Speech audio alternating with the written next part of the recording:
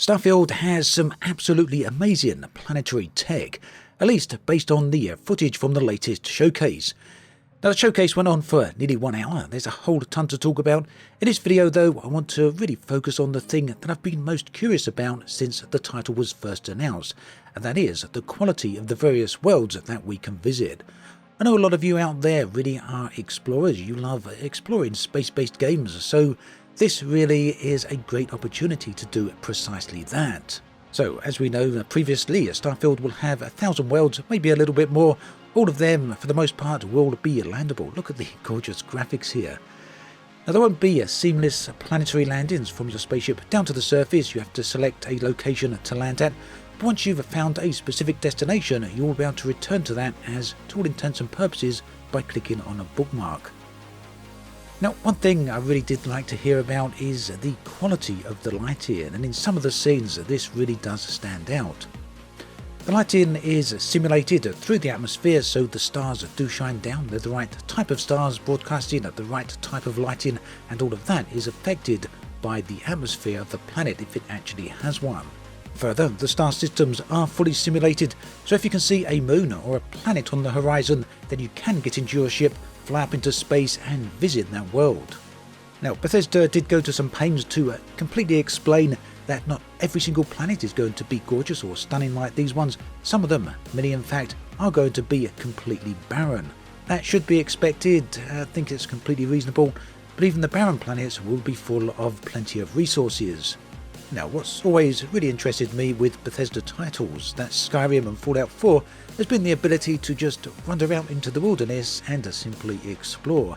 Have encounters with monsters or just hostiles, or eventually come across remote locations such as this. Now, I'm not sure how others feel about this, let me know in the comment section how you feel about it. But for me, the main focus of Starfield is not the campaign or the story, it really is the ability to simply go out there and explore and get involved with a variety of activities. Sometimes that may lead to combat, but I'm sure on many other occasions it simply will not.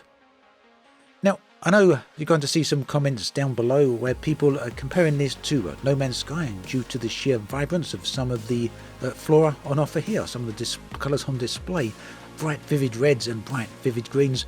But for me, it couldn't be farther removed from No Man's Sky despite the weird looking monsters. And the reason I feel that way is for very basic reasons, very simple reasons. When you go into No Man's Sky, the worlds and the creatures that inhabit them tend to exist in isolation. But we know from experience with other Bethesda titles that the environments within their games tend to be living and breathing. Now, I'm still very curious about one specific thing. At one point in the showcase, one of the developers mentioned that for the most part when you explore, you'll do so nearby to your ship. So wherever you land in your ship, you'll explore a certain radius away from that. Now, what wasn't clear to me is whether or not that would be a chosen playstyle for many players, or whether that is a limitation of the game.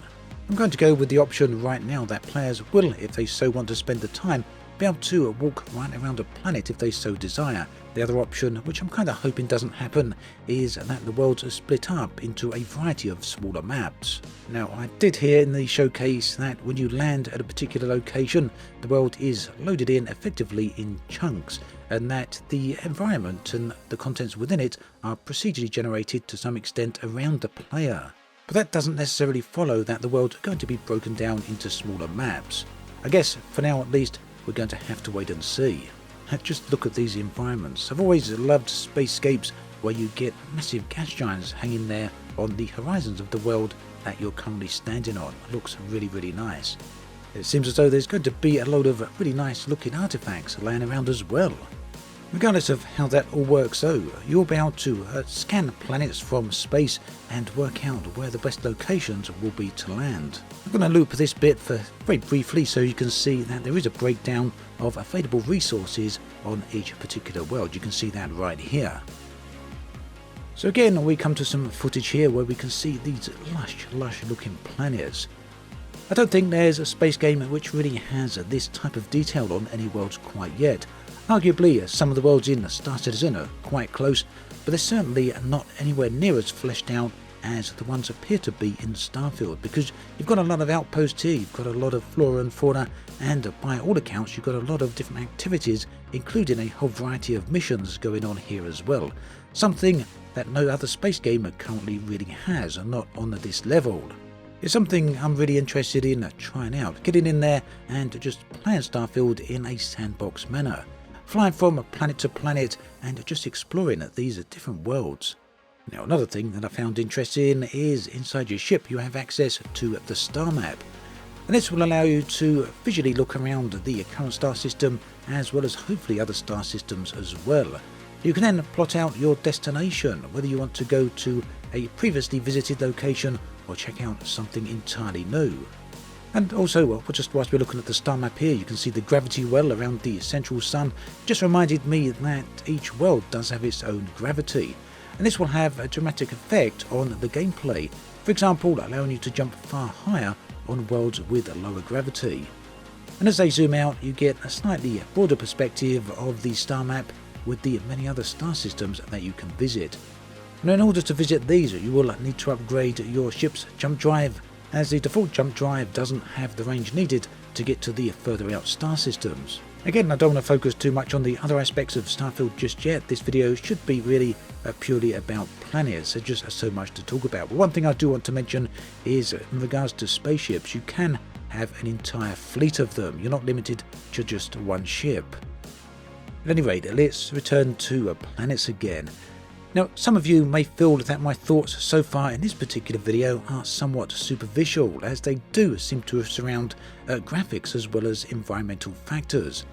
But long-term viewers of this channel will know that I really do enjoy exploration games, and there's not that many out there that go to this type of detail. In fact, I'd argue that there's not really any other game out there that has these type of diverse environments to this level of detail.